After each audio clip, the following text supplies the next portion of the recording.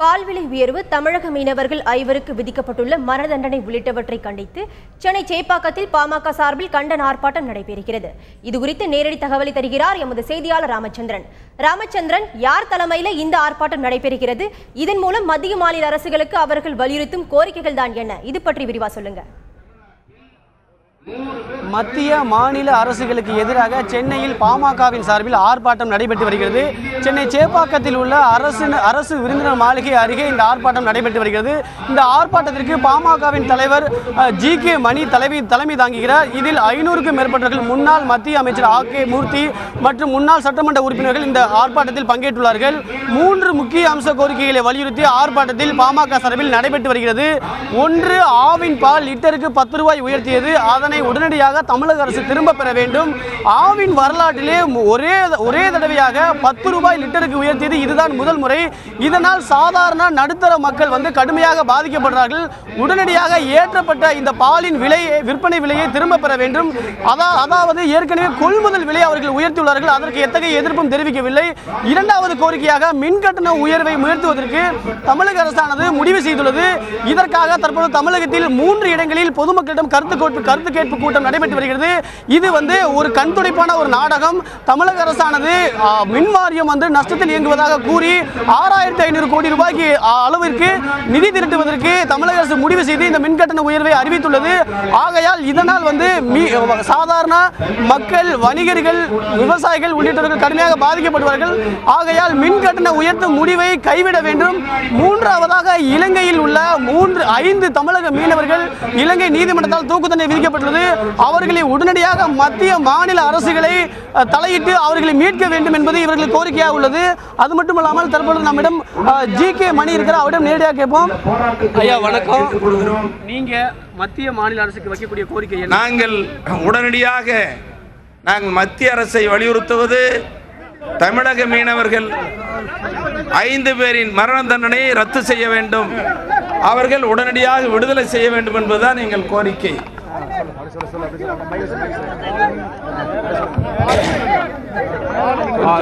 அவங்க கீழே வச்சுக்கிட்டா தெரியும். கொஞ்சம் கீழே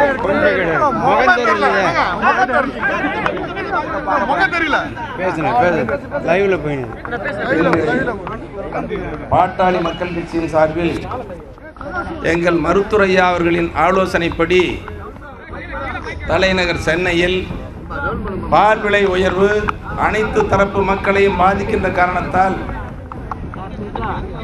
1 லிட்டருக்கு 10 ரூபாய் உயர்வு என்பதை ரத்து செய்ய வேண்டும்.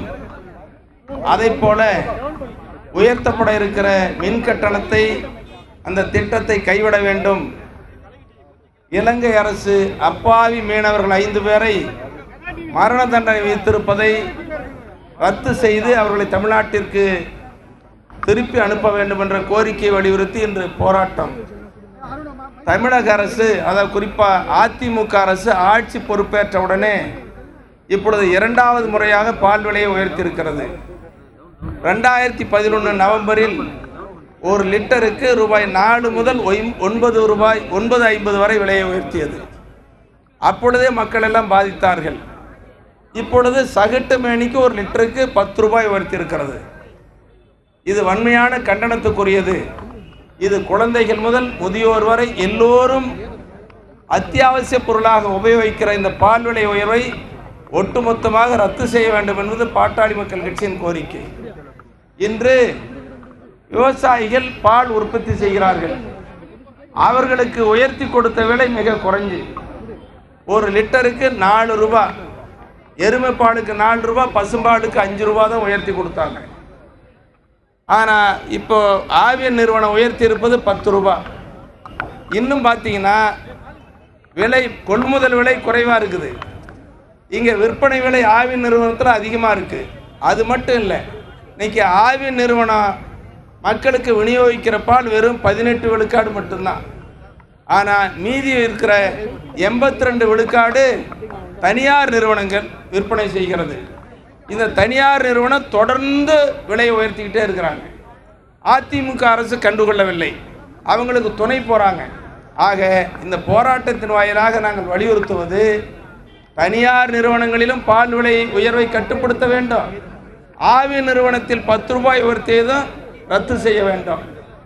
இன்னும் தொடர்ந்து அதிமுக பிரமுகர் ஒருவர் பாலில் செய்த ஊழல் நாடே சிரிக்குது. ஒரு ஆண்டுக்கு 150 கோடி ரூபாயிலிருந்து 200 கோடி ரூபாய் வரை ஊழல் என்று கணக்கிடப்பட்டுள்ளது. அதை கண்டுபிடிச்சிருந்தா, தடுத்து நிறுத்தியிருந்தா இந்த விலை உயர்வு தேவையில்லை. ஆகவே அது மட்டும் இல்லை, இன்னும் ஏற்கனவே தொடர்ந்து ஆவி நிறுவனம் ஊழல் இருக்கு. நாங்கள்லாம் கூட அரசாங்கத்தில் கமிட்டியில் இருந்தோம், சேர்மனாக கூட இருந்து ஆய்வு பண்ணோம். அவ்வளவு பெரிய ஊழல் ஆவி நிறுவனத்தில் இருக்கு.